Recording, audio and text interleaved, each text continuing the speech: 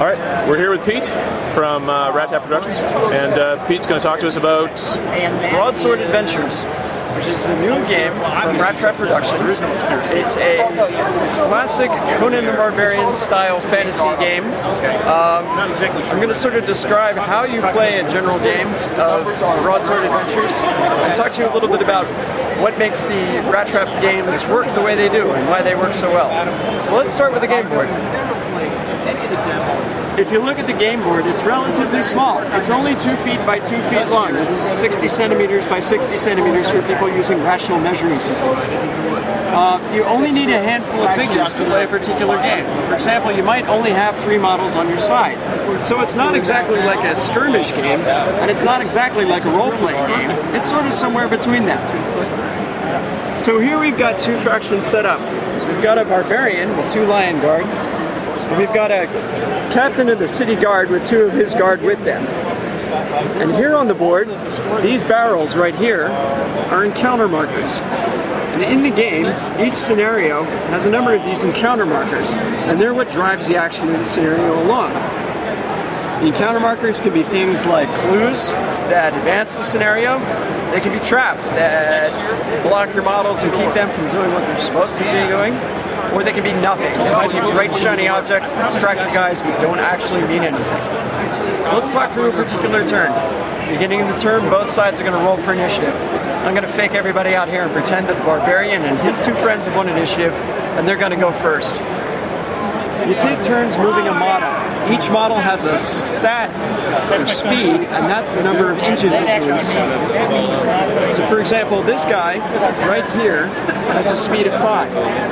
That means he moves 5 inches. When I put down my ruler, I can see he can make it to this first encounter marker easily. So he moves up. And I'm going to look and see what this encounter is.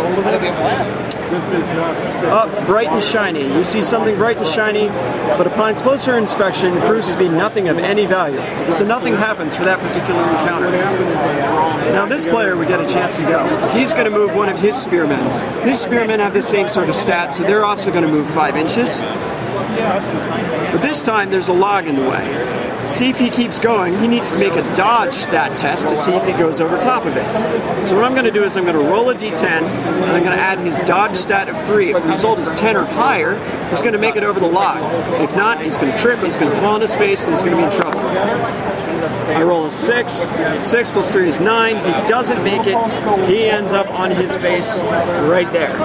Bad news. Let's move up Goran the Barbarian right here.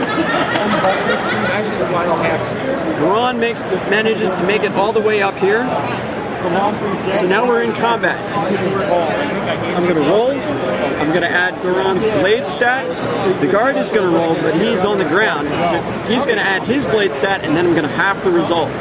So first for Goran, he has a blade of 5 for a total result of 12. The guard only has a blade stat of 2. Oh man, he's totally hosed. So now Goran's going to wound the guy. I'm going to see where he wounds him. It's a 2, it's a torso. The guard, because he's a weak character, he's not a main character, he just dies flat out, and we're going to remove him from the game. So that in a nutshell is some of the major characteristics of it. Everything is D10 based. Combat is opposed die rolls. The other rolls, to see if you can do different things on the game, are simple stat checks. Roll a D10, add a stat, if the result is 10 or higher, you get to go. So that's some of the features of a Rat Trap game. Let me hold up one of the character cards real quick. So here you can see the captain of the guard.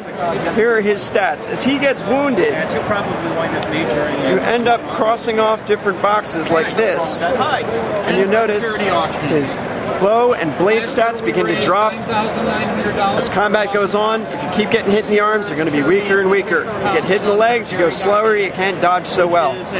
So even a major hero, a grade 3 hero like Goran the Barbarian, can be taken down if you throw enough of your cannon fodder at him. So you can see how it gets to be kind of role-playing fun. You create a group with an evil wizard as its head and a bunch of grade 1 sidekicks underneath him, and you can say, go there and stop that barbarian. it's kind of fun. So, are there rules for magic in the broadsword? There are magic. It's not throwing fireballs. It's not lightning bolts. It's not magic missiles. It does things like it can enhance a group. It can take over people's minds. It's more the insidious magic in the classic Conan sense rather than the high fantasy we've all gotten used to. Zach, is there anything else I can tell you? Maybe just a quick overview of, for people who are familiar with the 45 Adventure system, about what additions you guys have made to the system, if anything?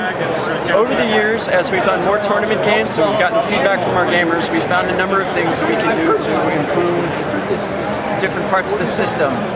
Combat has received enhancements in that we now have combat outcomes. If you win combat by a whole bunch, you can push your enemy back, you can trade places with him, you can pull him away. That's taken from Glory, that's now showing up in Broadsword Adventures. That's just one of the many things that we've done to improve this.